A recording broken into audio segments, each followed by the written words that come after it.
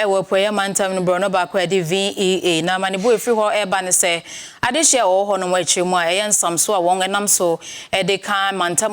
ne potem ebomu no samso na say what is to aban enim se nka wonye bribi enfamfam wisan se nsuo to a eya na ha adwen ye pa emfa ho ne baabi a wadure na kyerese ewo se oda sabia ye ho no mom aban entu ho na mom sese de wabomoden akeka won sase asinsamso ibi na nso woguso de adestrede eto aban enim se wombeye womoa